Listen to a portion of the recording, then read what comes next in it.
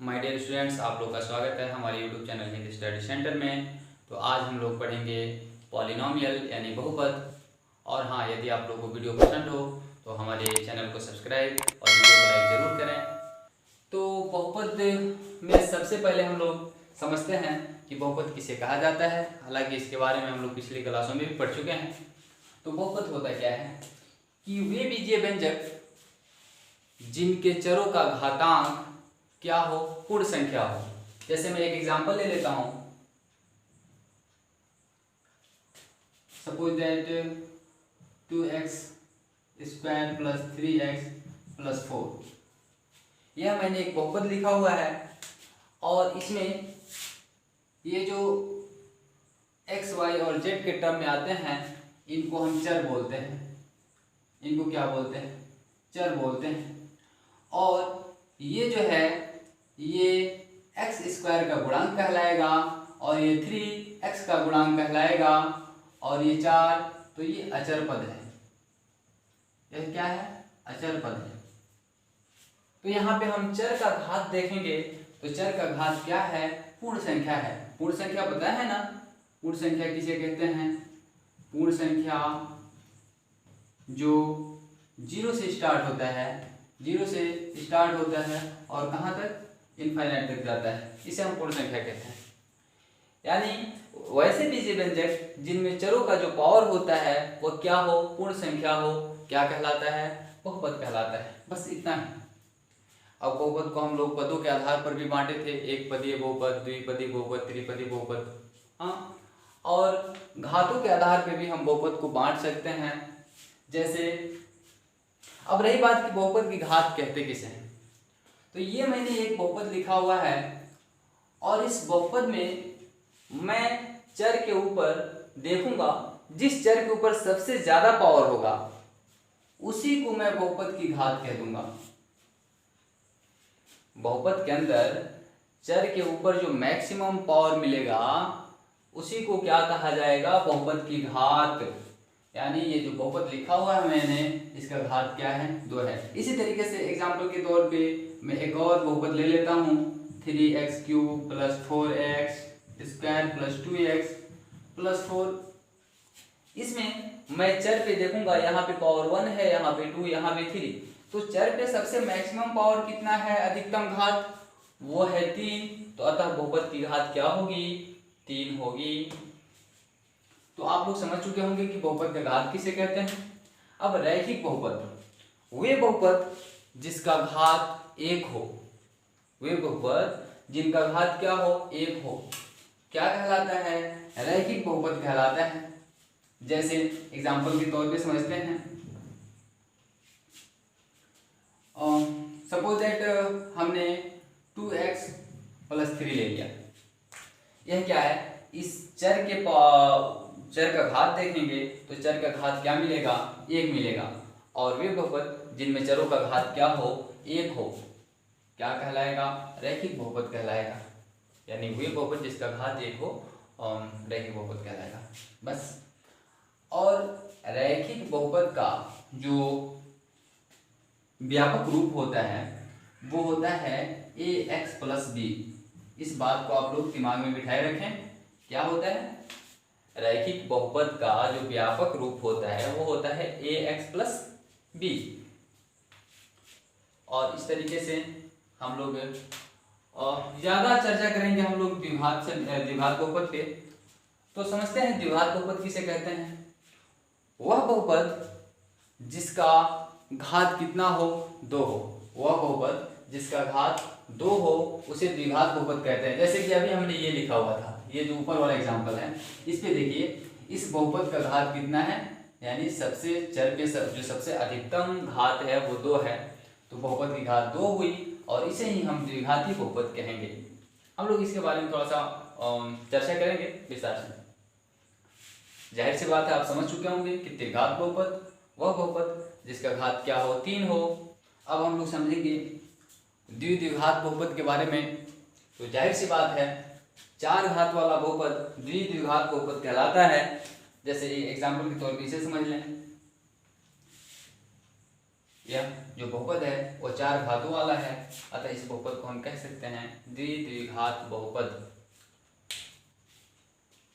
तो चूंकि हमारे एक्सरसाइज 2.1 में कुछ ग्राफ से संबंधित प्रश्न दिया हुआ है, तो आइए थोड़ा सा हम लोग ग्राफ को समझते हैं। अभी मैंने बताया हुआ था कि जो रैखिक बहुपद होता है उसका स्टैंडर्ड फॉर्म यानी व्यापक रूप ax + b होता है, और इसी तरीके से जो द्विघात बहुपद होता है, द्विघात बहुपद का जो व्यापक रूप होता है वो होता है ax² + bx + c। यह द्विघात बहुपद का व्यापक रूप है। तो ये जो रैखिक बहुपद होता है, अगर इसको हम ज्यामितीय रूप यानी यूँ कह लें कि यदि हम उसका ग्राफ खींचें तो हमें हमेशा एक सरल रेखा प्राप्त होगा। यह x हो गया, या आपका x' हो गया, y हो गया। यदि हम लोग इस टाइप के बहुपद का ग्राफ खींचें तो हमें एक सरल रेखा मिलेगा, बिल्कुल सिंपल सरल रेखा मिलेगा। अब यह जो सरल रेखा है वह सरल रेखा x एक्सिस को कितने जगह पे काटा है, तो एक पॉइंट पे काटा हुआ है, एक पॉइंट पे काटा हुआ है। अतः हम कह सकते हैं कि यहाँ पर x का केवल एक मान प्राप्त होगा। थोड़ा सा इसके शून्य के बारे में समझ लें। तो आप लोगों को पता है कि शून्य किसे कहते हैं? x का वह वैल्यू जिसको x के जगह पे पुट करने पर यह टोटल बहुपद का मान 0 हो जाए, शून्य हो जाए। x के उसी वैल्यू को, उसी मान को हम शून्य कहते हैं।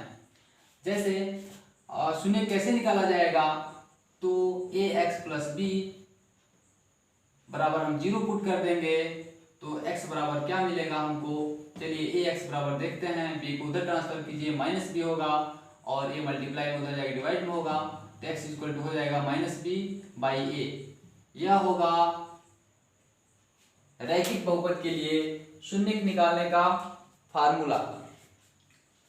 अब हम लोग थोड़ा सा चर्चा करेंगे द्विघात बहुपद पे। देखते हैं द्विघात बहुपद क्या कहते हैं। तो हम लोग द्विघात बहुपद के बारे में थोड़ा सा ग्राफिकल रिप्रेजेंटेशन को समझते हैं।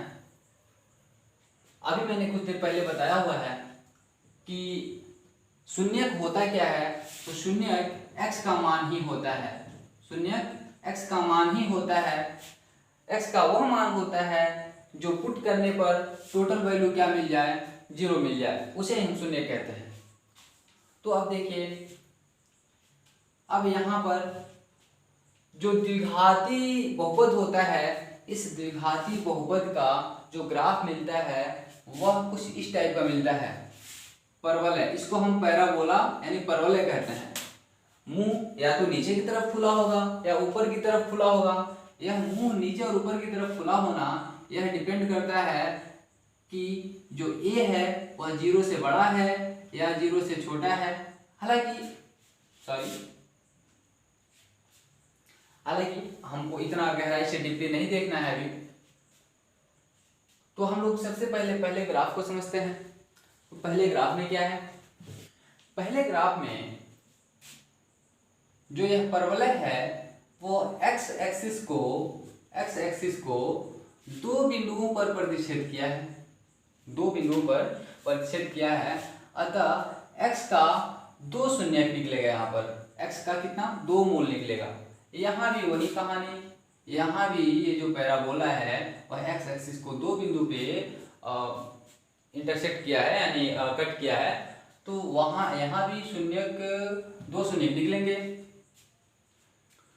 तो हम कह सकते हैं इस ग्राफ को देखते हुए कि जो द्विघाती समीकरण होता है उनके शून्यकों की संख्या कितनी है, 2 होती है। आइए कुछ यहाँ पर समझते हैं। यहाँ पर तो ग्राफ x एक्सिस को 2 जगह नहीं काटा हुआ है। यहाँ पर ग्राफ किसी एक पॉइंट को टच करके निकल गया है। अतः हम कह सकते हैं कि यहाँ पर जो शून्यक होंगे वह एक ही शून्यक मतलब 2 बार रिपीट होगा।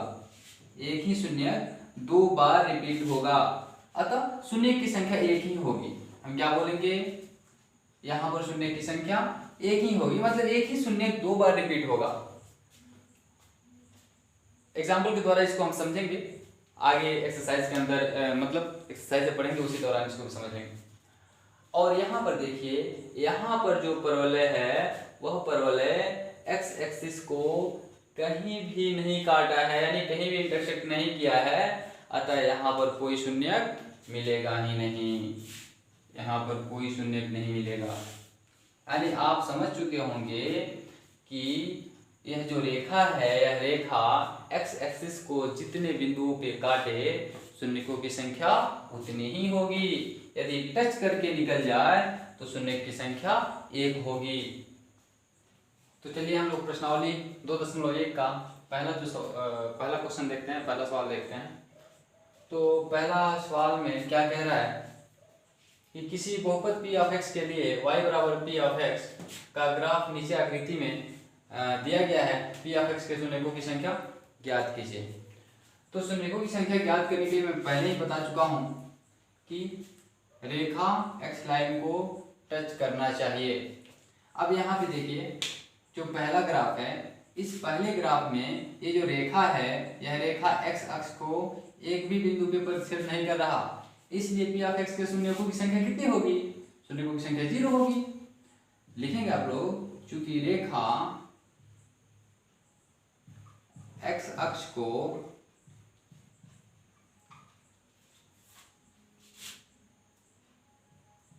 एक भी बिंदु पर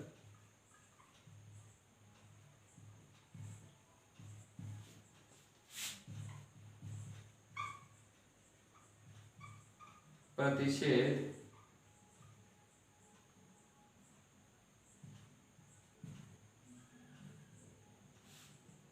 नहीं कर रहा है, इसलिए p ऑफ x के शून्यों की संख्या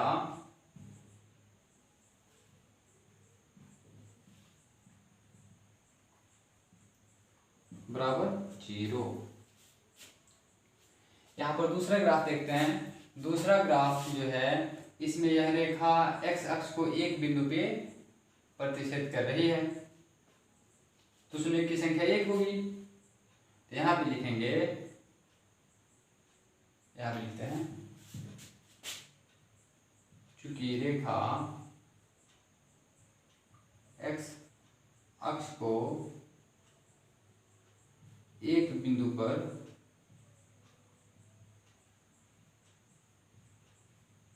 प्रतिच्छेद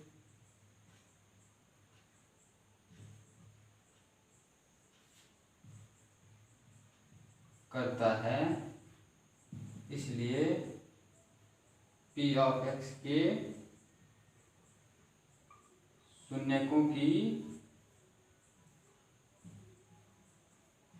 संख्या, आप लोग खुद बताइए कितना, 1। जो नेक्स्ट ग्राफ है वो आप लोग देख ही चुके होंगे कि यह जो रेखा है उस x एक्सिस को कितने बिंदु पे प्रतिच्छेद कर रहा है, तो 3 बिंदु पे प्रतिच्छेद कर रहा है। इसको हम लोग क्या लिखेंगे, क्योंकि रेखा x अक्ष को 3 बिंदुओं पर प्रतिच्छेद करता है, इसलिए p ऑफ x के शून्यों की संख्या बराबर 3। इसी तरीके से यहां पर समझ लेते हैं, यहां पर ग्राफ कुछ इस तरह का है। तो यहां पर चूंकि यह जो पैराबोला है, पैराबोला क्या कर रहा है, x एक्सिस को 2 बिंदुओं पे इंटरसेक्ट कर रहा है, प्रतिच्छेद कर रहा है, अतः p ऑफ x के शून्यों की संख्या कितनी होगी, 2।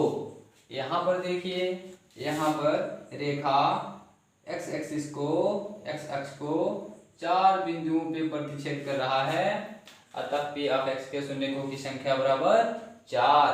और यहाँ पे देखिए, रेखा क्या कर रहा है, एक जगह तो पूरा का पूरा इंटरसेक्ट यानी प्रतिच्छेद कर रहा है, लेकिन 2 बिंदुओं से टच होके जा रहा है, टच होके जा रहा है। मैंने अभी कुछ देर पहले बताया था कि टच होके जाता है तो वहाँ पे शून्यों की संख्या 1 मानी जाती है।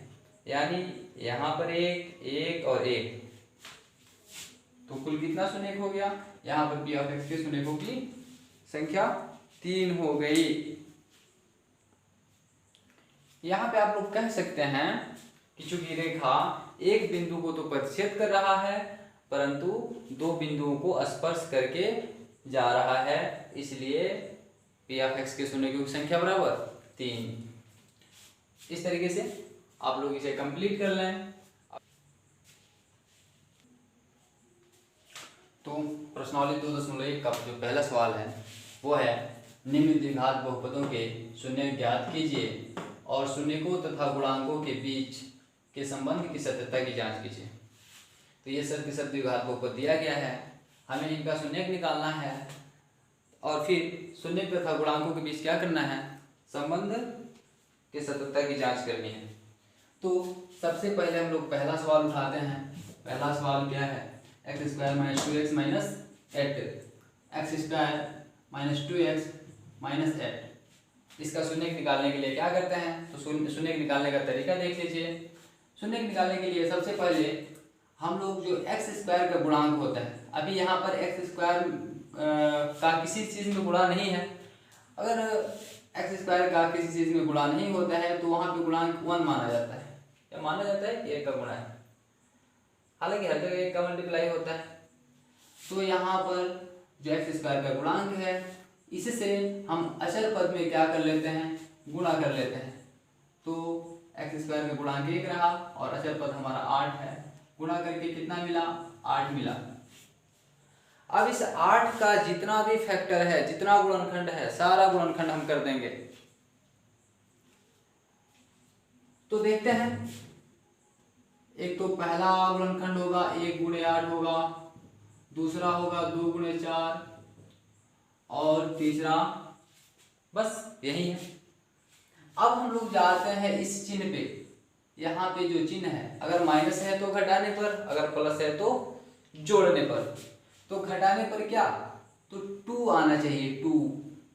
घटाने पर 2 आना चाहिए, घटाने पर 2 आना चाहिए। तो 8 में से 1 घटाएंगे तो 2 आएगा नहीं, 4 में से 2 घटा दें, हाँ तो 2 आ जाएगा।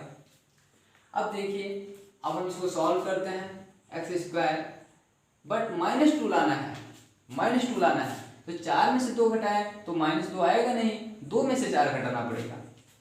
2 में से 4 घटा दें तो -2 आ जाएगा। तो देखिए यहाँ पे हम क्या कर देते हैं, यहाँ पे हम लिखते हैं +2x माइनस 4x। या फिर अगर ऐसे नहीं समझ में आता है तो आप यहाँ पे माइनस लगाएं और यहाँ पे 2 माइनस आप यहाँ पे प्लस लगाएं और -2 की जगह पे क्या कर दें, आप 2 - 4 कर सकते हैं और यहाँ पे x कर सकते हैं और फिर -8 तो है। अब क्या होगा, यहाँ पे मल्टीप्लाई करके देख लीजिए। एक्स स्क्वायर कितना होगा?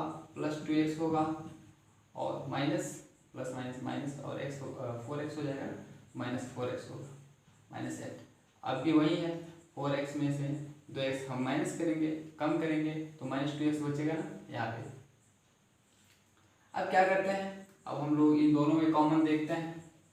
तो इन दोनों में कॉमन क्या है? इन दोनों में x दिख रहा है हमको, x यहाँ पे x का 2 बार मल्टीप्लाई है। अरे भाई x गुणा x तभी तो x होगा, एक्स स्क्वायर होगा। तो इसलिए यहाँ पे भी x है और यहाँ पे भी x है। तो x को हम क्या कर लेते हैं, बाहर निकाल लेते हैं। एक x बच गया यहाँ पे, प्लस में ये x बाहर निकला तो 2 बच गया ना। कॉमन लेने का मतलब डिवाइड कर देना। x बाहर निकालना है, इन दोनों में x से हम क्या कर देंगे, डिवाइड कर देंगे, भाग कर देंगे। यहाँ पे x + 2 बचा। यहाँ पे क्या कॉमन करते हैं, माइनस कॉमन कर लेते हैं और फिर यहाँ पे क्या है, 4 कॉमन हो सकता है। 4 और 4 गुना 8, यहाँ पे 4 कॉमन कर लेते हैं। तो 4 -4 बाहर निकल गया तो यहाँ पे +x बच गया और माइनस ये कॉमन हुआ, यानी माइनस से डिवाइड किए तो प्लस हो गया और 2 बार में ये 8 कट गया, यानी 4 दूना 8। अब हमको क्या मिला, अब यहाँ पे देखिए, अब इस पूरे में ये दोनों जगह यानी ये कॉमन है तो इसको हम बाहर निकाल लेते हैं। x + 2 को बाहर निकालते हैं तो बचा क्या, x और -4 बच गया। x माइनस 4 बच गया। अब चूंकि हमें शून्य निकालना है तो शून्य निकालने के लिए हम क्या करेंगे, इसके बराबर में 0 पुट करेंगे, इसके बराबर में 0 पुट करेंगे। अभी बताऊंगा कैसे 0 क्यों पुट करेंगे, देखते रहिए। यहाँ पर अब 0 पुट करेंगे एक बार इसके लिए और एक बार इसके लिए, x प्लस 2 इक्वल 0 और इधर x माइनस 4 इक्वल में 0। तो 2 को उधर ट्रांसफर करो तो -2 x बराबर -2 हो, और यहाँ पे 4 को उधर ट्रांसफर करेंगे तो x बराबर में +4 आएगा। यह पहला मूल है, पहला शून्यक है और ये दूसरा शून्यक है। पहले शून्यक को अल्फा बोलते हैं और दूसरे शून्यक को बीटा बोलते हैं।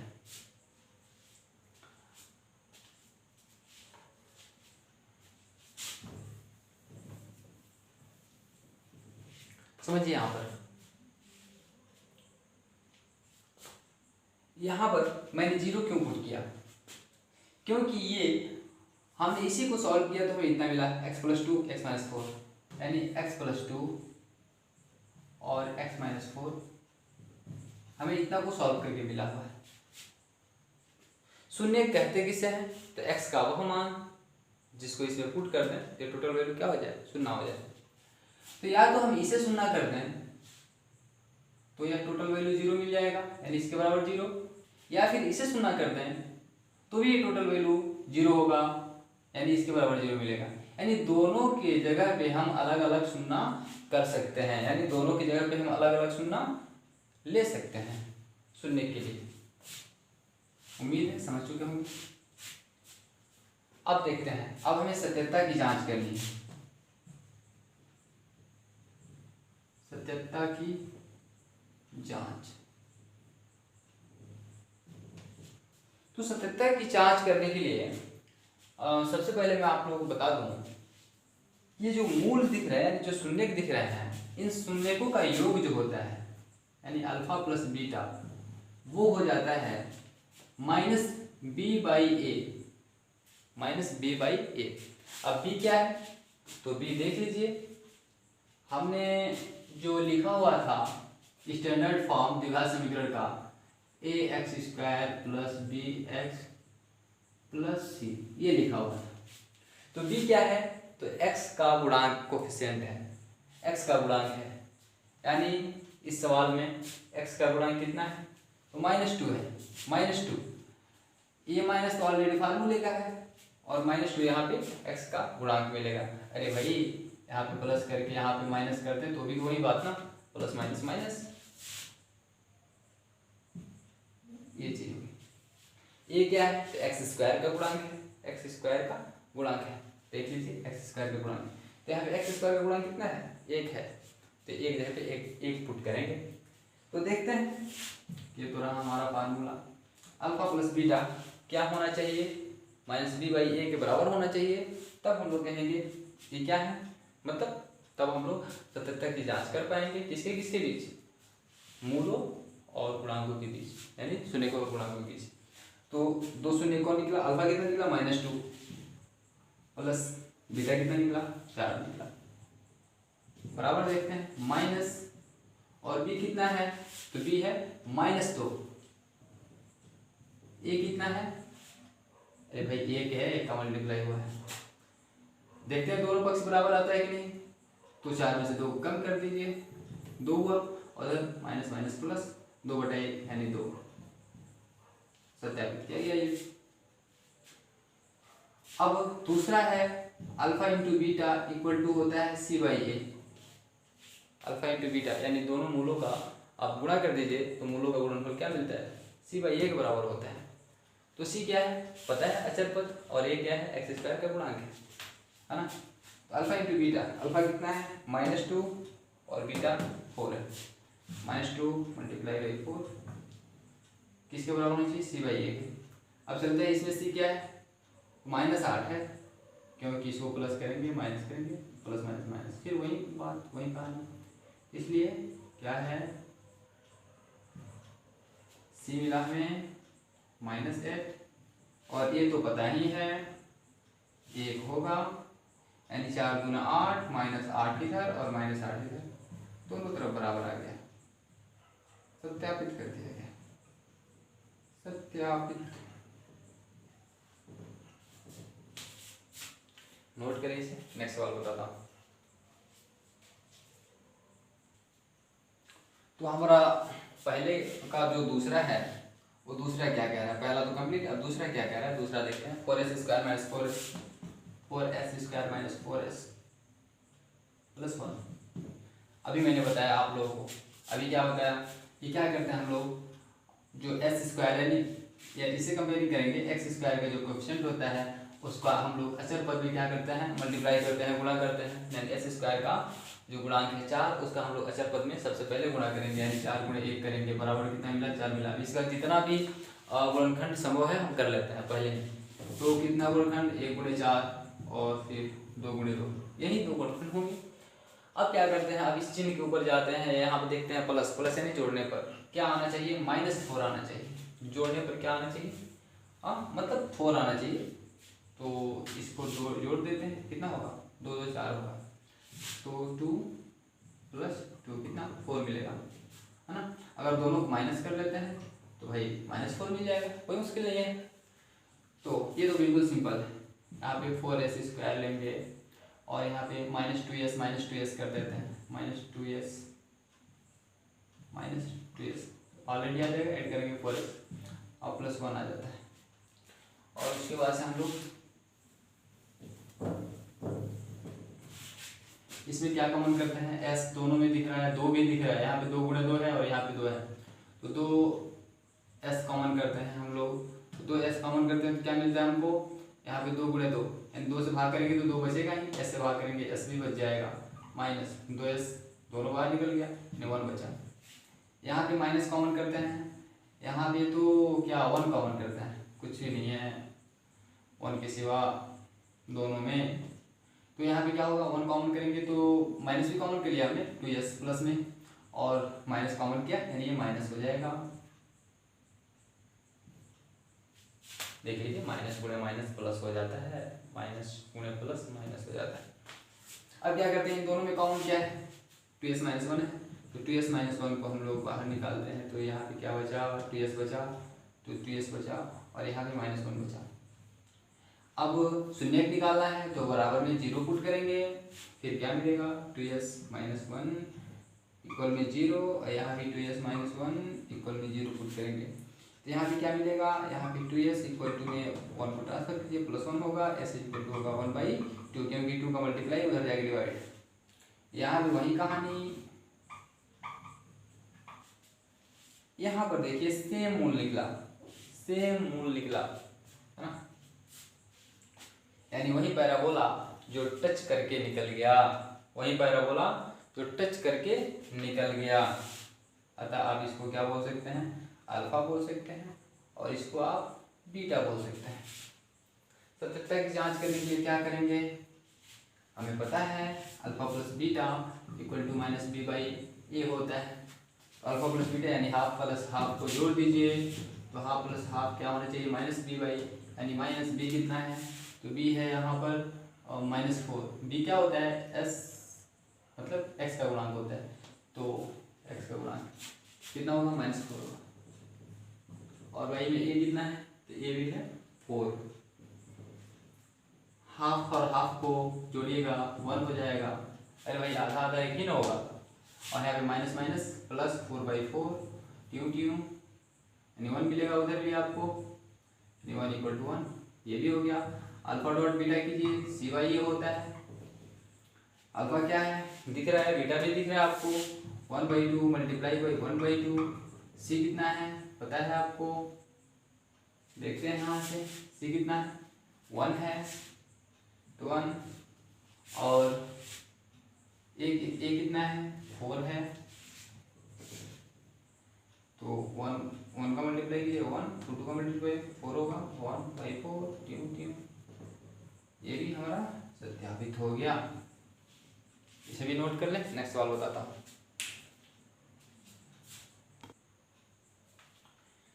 तीसरा सवाल है हमारा 6x² - 3 - 7x, 6x x square minus 3 minus 7x।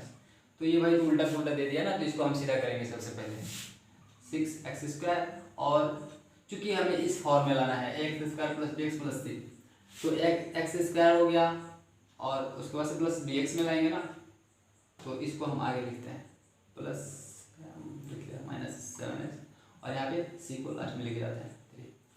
अब इसमें क्या करते हैं, फिर वही कहानी 6 में 3 का मल्टीप्लाई करेंगे, कितना होगा पता है आपको, 18 होगा। जितना संभव हो सके आप फैक्टर कर लीजिए, 1 गुणे 18 कीजिए, फिर आप 2 गुणे 9 कीजिए, फिर आप 3 गुणे 6 कीजिए, और फिर बस हो गया। अब यहाँ पे देखते हैं घटाने पर क्या आना चाहिए, -7, घटाने पर -7 आना चाहिए। अरे भाई ये वाला मिल रहा है, 9 में से 2 घटा दो 7 आ जाएगा, या 2 में से 9 घटा दो -7 आ जाएगा। तो यहाँ पे 6x स्क्वायर क्या करें -7 लाना है, तो हम 2x में से 9x को घटा देते हैं, 2x माइनस 9। या फिर अगर ऐसे नहीं समझ में आ रहा है आपको, तो आप ऐसे भी कर सकते हैं, क्या -2 माइनस 9 कर सकते हैं, प्लस माइनस क्यों प्लस, क्योंकि -7 की जगह में लिखना है ना। और आप x होगा इतना, और फिर क्या होगा 6x स्क्वायर, और फिर मल्टीप्लाई करके देख लीजिए प्लस 2x और माइनस 9x, यानी 9x में से 2x घटा दीजिए तो -7x आ जाएगा। फिर से आपका वही मेथड, सॉरी 3 और यहाँ पे क्या कॉमन है देख लेते हैं। तो इन दोनों में x कॉमन है और 2 भी है, क्योंकि 2 3 6, तो 2 कॉमन कीजिए और x भी कॉमन कीजिए, तो यहाँ पे 2 3 6 यानी 3 बचा, और x से एक x निकल गया तो x बचा, और प्लस 2x निकाल लिए, अरे 1 बचेगा। और यहाँ पे क्या थोड़ा सा इस ब्रैकेट को देख कर भी थोड़ा सा नकल कर लिया जाता है यहाँ पर, हाँ ब्रैकेट को देख के नकल कर लिया जाता है। यहाँ पे हमें 3x लाना है अगले ब्रैकेट में, तो 3x लाना है, यानी जाहिर सी बात है 3 कॉमन करेंगे, तो यहाँ पे -3 कॉमन करते हैं तो माइनस माइनस प्लस हो जाएगा, और 3 3 का 9, x तो कॉमन किया नहीं, माइनस माइनस प्लस हो जाएगा, 3 कॉमन हो गया है तो +1 हो जाएगा। देखिए आ गया, नकल कर लिया हमने। अब 3x + 1 होगा, और यहाँ पे 2x - 3 होगा, 2x - 3 होगा। अब चूंकि शून्य निकाल रहे हैं तो इक्वल में 0 पुट किया जाएगा, यहाँ पे 3x + 1 इक्वल में 0, और यहाँ पे 2x - 3 इक्वल में 0 होगा। यहाँ पे आप 3x 1 को उधर ट्रांसफर कीजिए -1, और x इक्वल टू -1 बाई में 3 का गुणा जाकर उधर डिवाइड, इसको अल्फा बोल दीजिए आप, क्या बोल सकते हैं इसको अल्फा, और यहाँ पे निकालिए तो 2x इक्वल टू में 3 उधर जाएगा तो +3 होगा, और x इक्वल टू में क्या होगा 3/2 होगा, इसको आप बीटा बोल सकते हैं। आइए 77 की जांच किया जाए। याद है हमको alpha plus beta equal to -b/a, alpha याद है -1/3 और बीटा 3/2, अल्फा है -1/3 प्लस बीटा है 3/2 इक्वल में -b कितना है, तो b यहाँ से देखिए -7 है, तो -7 बाई में a कितना है, तो a 6 है। आगे देखते हैं, एलसीएम लेंगे, 3 दूना 6 होगा, 6 होगा, और 3 दूना 2 एकम 2 तिहाई 3 3 का 9 इक्वल में माइनस माइनस प्लस हो जाएगा, यानी 7/6 होगा। यहाँ पे देखिए 9 में से आप 2 घटाइए तो 7/6 आएगा, यहाँ भी 7/6 है, इक्वल हो गया दोनों।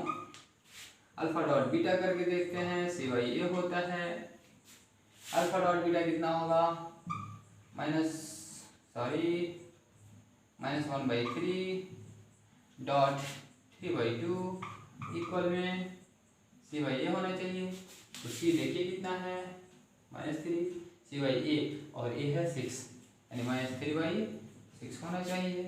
ट्यू ट्यू 1/2 और 3 दूना 6 यानी -1/2, ये भी बराबर आ गया। नोट कर लें, नेक्स्ट देखा जाए। चौथा क्वेश्चन है हमारा 4u² प्लस 8u। बड़ा मुश्किल क्वेश्चन है भाई। हाँ, इसमें तो हमको सीधे सीधे 4u कॉमन दिख रहा है, तो 4u बाहर निकालते हैं, केवल u बचा। प्लस में क्या बचा, 4 दूना 8, शून्य निकालना है, पुट कीजिए 0। एक बार 4u बराबर 0 और एक बार u + 2 बराबर 0। हाँ, यहाँ पे u बराबर क्या मिलेगा, यहाँ पर मल्टीप्लाई हो रहा है, उधर जाकर डिवाइड होगा 0 में, तो टोटल 0 मिलेगा। और यहाँ पर u बराबर मिल जाएगा आपको 2 प्लस में उधर जाके -2 हो जाएगा। ये मिला आपको अल्फा और ये मिला आपको बीटा। सत्यता की जांच करते हैं। अल्फा प्लस बीटा बराबर होता है -b/a। अब आप कहेंगे सर इसमें तो ये a हो गया, ये b हो गया, c है ही नहीं, तो c क्या दिक्कत है, हम 0 मान लेते हैं ना। तो देखते हैं अल्फा कितना मिला हमको 0 और प्लस बीटा कितना मिला हमको -2, और यहाँ पर -b यानी -8 होगा। और ये कितना मिला हमको 4, तो प्लस माइनस 2 और 4 दूना 8 यानी -2, ये इक्वल हो गया। अल्फा डॉट बीटा देखते हैं, c/a होता है। अल्फा मिला हमको 0 और इंटू बीटा मिला हमको -2, यही है ना। इक्वल में c/a देखते हैं, c है 0 और a है 4, 0 का -2 में मल्टीप्लाई 0 और 4 का डिवाइड 0 में तो भी 0, ये भी इक्वल मिला हमको। इसे भी नोट करें। अगला सवाल देखा जाए। अगला सवाल क्या है, पांचवा सवाल कह रहा है t² - 15। यहाँ पे थोड़ा सा एक टिप्स है, तो उस टिप्स में क्या है, तो देखिए हम कैसे सॉल्व करते हैं इसको। t² - 15 है ना, 15 को हम क्या करते हैं, बेचारे को रूट में बंद करते हैं और स्क्वायर भी कर देते हैं। जैसे देख लीजिए हम क्या करते हैं, 3 को रूट में बंद करके और स्क्वायर करते हैं, तो ट्यू ये तो कैंसिल हो, फिर तो 3 आया ना, तो हमने तो कुछ किया नहीं, तो ऐसे कर देते हैं। और इसके बाद से अब हम लोग क्या करते हैं, ये देखिए a² - b² हो गया, तो हो जाता है a + b और a - b हो जाता है, क्योंकि हमें पता है a² - b² = a + b और फिर इंटू में a - b होता है। ये फार्मूला हमें पता होना चाहिए। तो a² - b², a + b और a - b। अब चूंकि शून्य निकालने हैं तो 0 पुट कीजिए, कौन रोकता है। और एक बार t + √15 के लिए 0 पुट कीजिए, और एक बार इसके भाई के लिए 0 पुट कीजिए, हाँ। फिर आपको मिलेगा क्या, -√15 और यहाँ पे मिलेगा +√15। इसको आप अल्फा कह लीजिए और इसको आप बीटा कह लीजिए। ओके, आगे देखते हैं।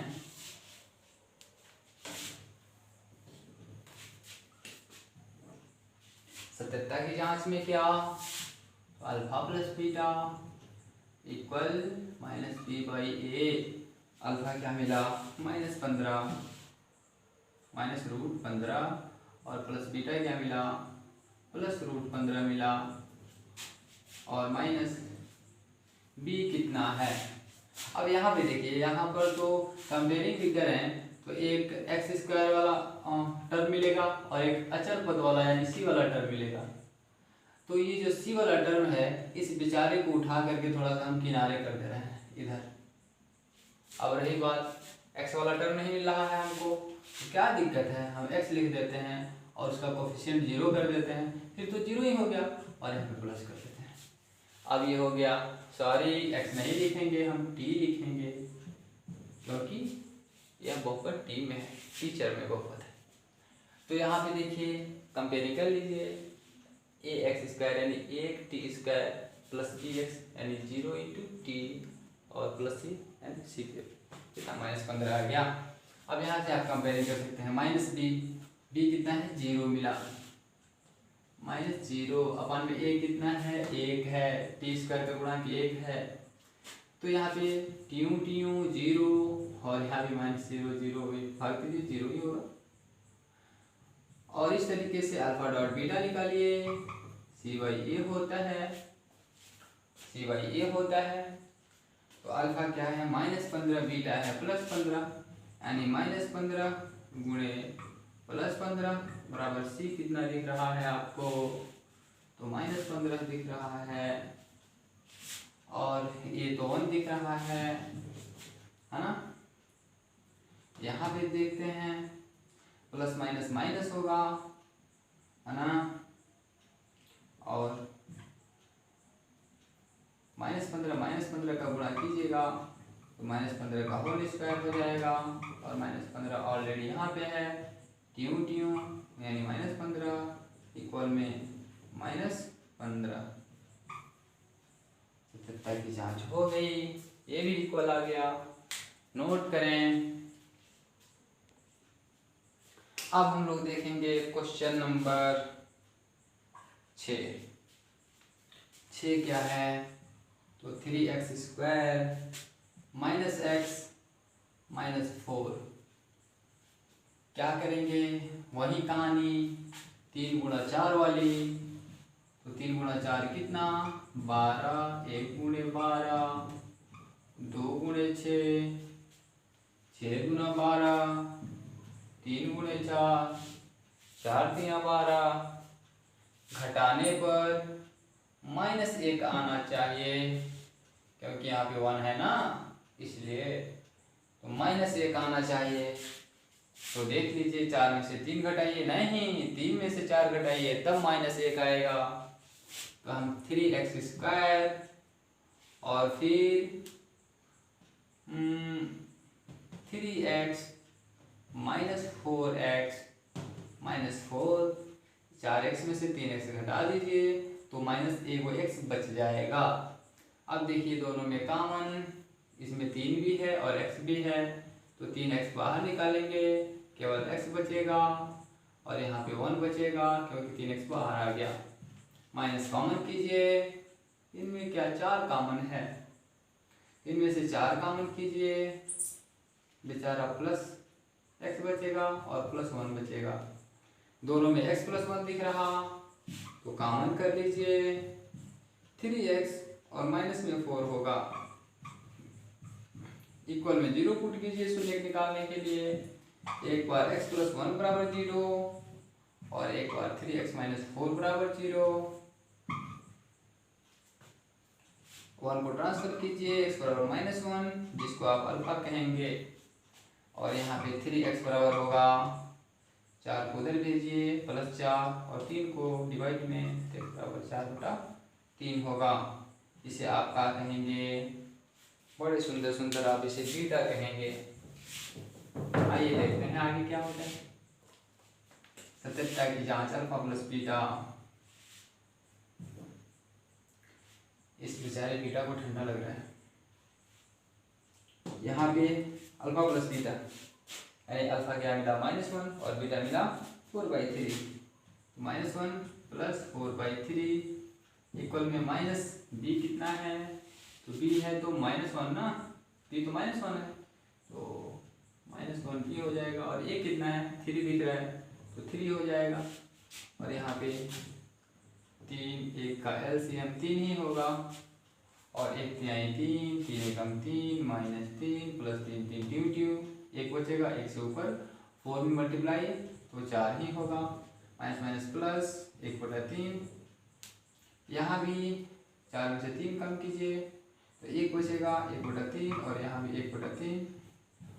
हमने सत्यापित किया, अल्फा डॉट बीटा देखा जाए c/a के बराबर हो रहा है कि नहीं, तो अल्फा कितना है -1 और बीटा कितना है 4/3,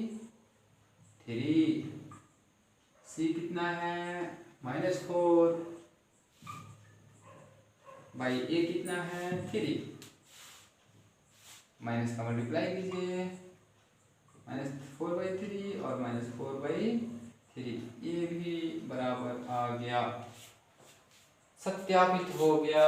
और इस तरीके से हम लोग का पहला क्वेश्चन भी खत्म। अब हम लोग कौन सा क्वेश्चन करेंगे, अब हम लोग करेंगे क्वेश्चन नंबर 2 नेक्स्ट सेक्शन के अंदर।